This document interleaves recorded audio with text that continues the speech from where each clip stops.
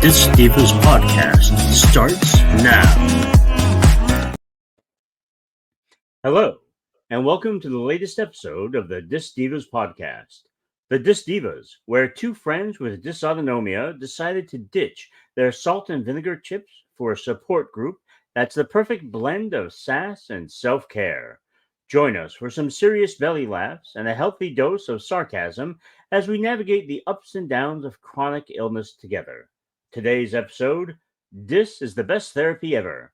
Besides being a member of the family, pets can heal and calm us. Ladies and gentlemen, the Dys Dyvas. Hello. Hello. How are you? I am good. How are you? Doing good. Doing good. Are you excited for this episode? Yeah. I don't know. It's amazing to think how therapeutic. I'm a dog person. I'm not a cat person, but I know you're both. But I don't know, just how therapeutic the unconditional love is from our animals. I'm excited. Yes, it's very true. I did check because with healing, sound healing or frequencies, you've got the solfeggio frequencies that you can listen to on YouTube, but there's different levels of hertz that they have for the different types of healing that you're looking for with your body.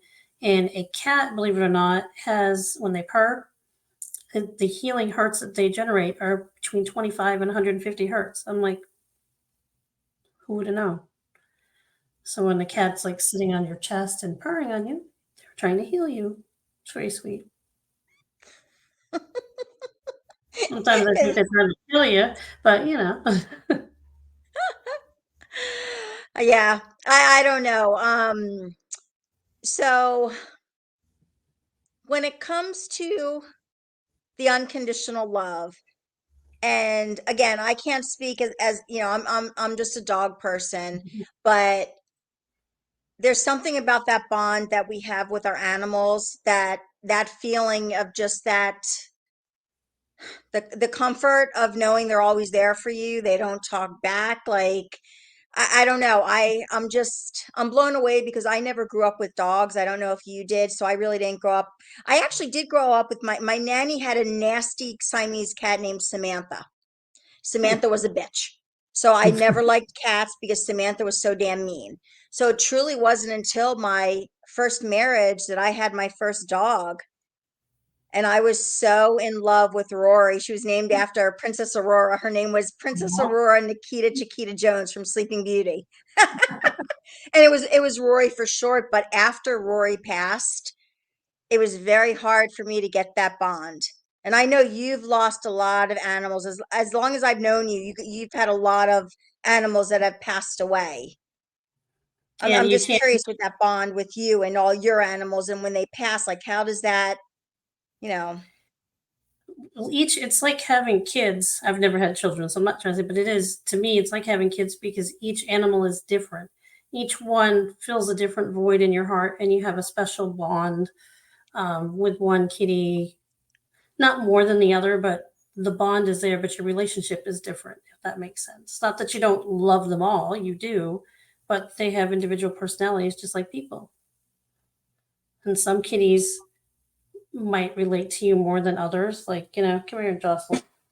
My little friend who was saying hello earlier. Hi, Jessie. She She looks she annoyed. she looks grumpy cat.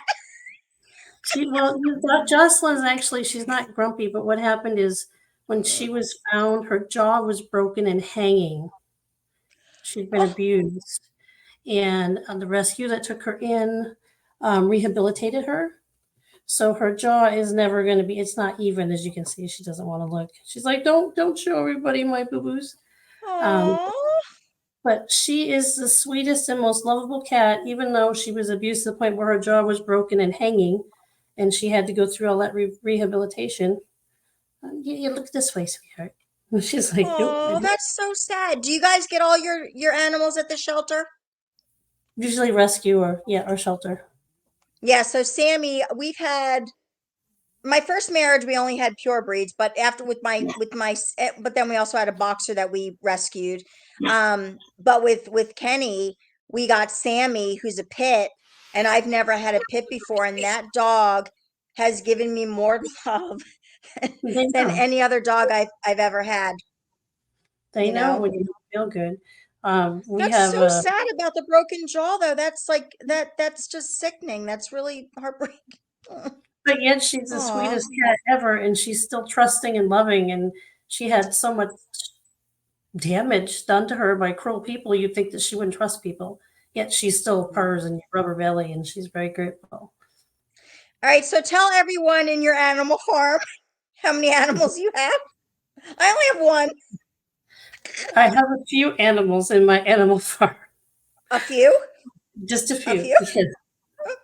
Yes. We have a schnauzer, a mini schnauzer, Luke, and we adopted Luke when he was still a puppy. It was during COVID, I and we had remember when you got him.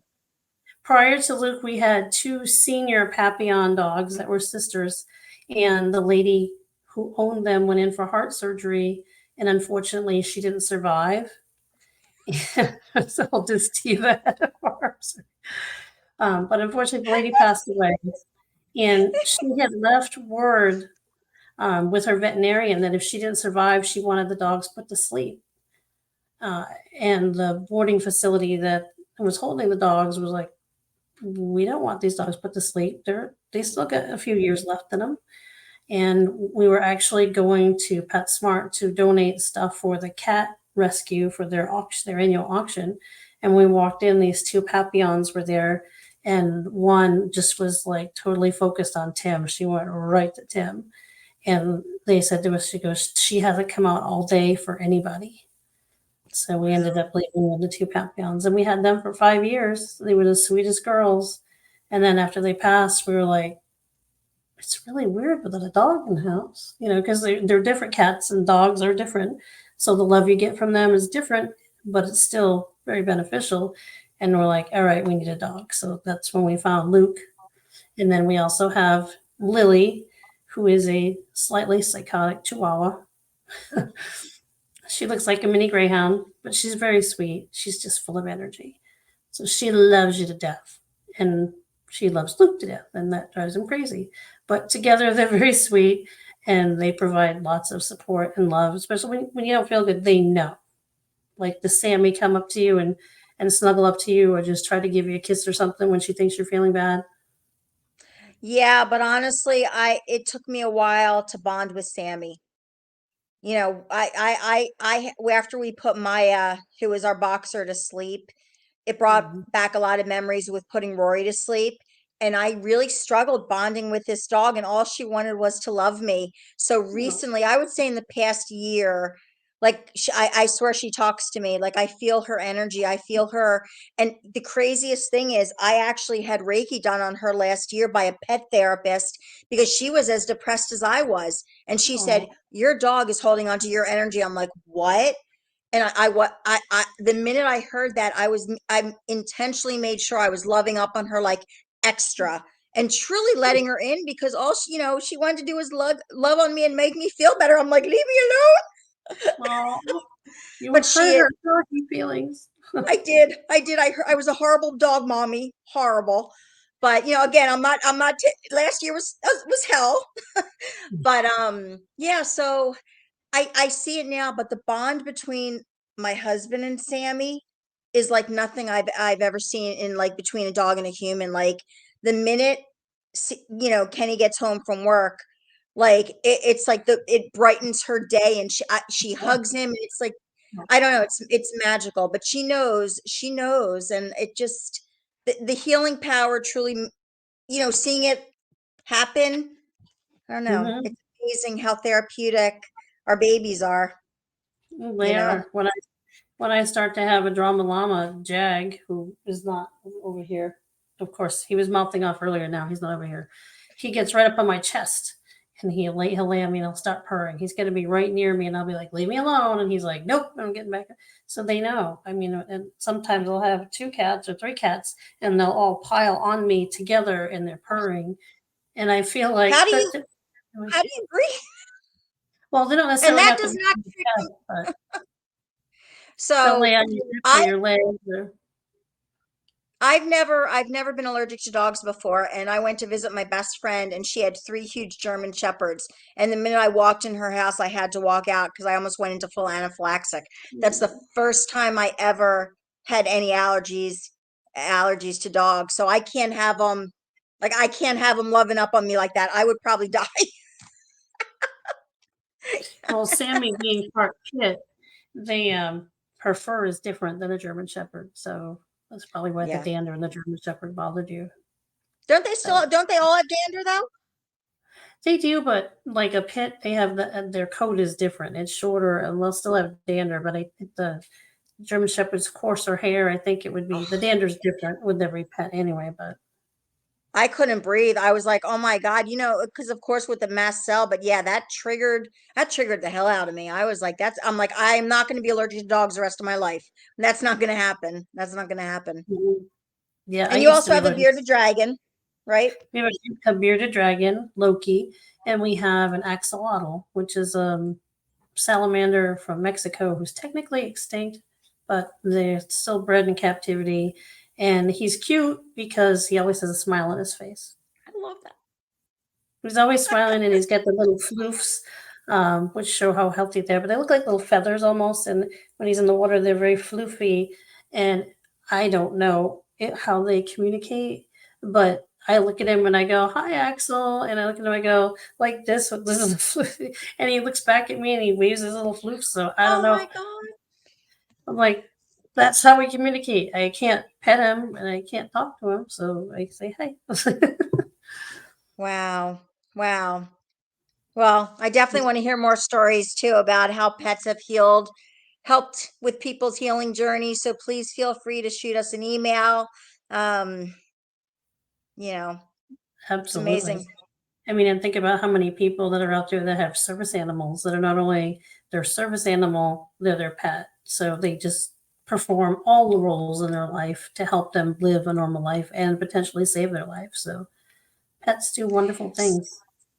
So service dogs, I want to talk real quick about yesterday with Freddie Lou. So I went into the hair salon to bye bye gray, and a lady walked in after me in a stroller, and I'm of course thinking she's coming in with a baby, and all of a sudden a head pops out. I guess it was a Bijan maybe had the Yeah. Bijan, Oh, whatever, had the cutest little bow in her hair, a red bow with this little high ponytail, and the dog's name was Freddie Lou. And I was like, it was the cutest thing I'd ever seen. And on the side it said service dog, and it was the cutest thing I've ever seen. But yeah, Freddie Lou was a service dog, and she was adorable. I took a picture of her, and I was like, she's the cutest thing I've ever so seen. cute. They are cute. And one quick side note too, I went during one of my many hospital stays over the past few years. People will go to the hospital with their therapy dogs, Mm, just to brighten your day. And that's always something that, when you're in the hospital, it sucks, to be honest. And to have a dog come up and just say hi just changes the energy and how you yeah, it feel. does. It brightens your day. So, Yep. We had them on the oncology floor, and they would come once a week. And like you just said, it brightened everyone's day. yeah. Love them. All right. Awesome. This was good. This Okay. was very cool episode. Yes. So if anyone has any stories about their pets they'd like to share with us, please contact us. Also, follow us on Facebook, Instagram, YouTube, and now TikTok. Yay! And if you want to reach out to us, Dys Dyvas, DYS, at gmail.com. So thank you once again for tuning in. Every Wednesday, a new episode drops, and we look forward to seeing you on our next podcast. So again, thank you for tuning in, everyone. Have a great Bye. day. Bye.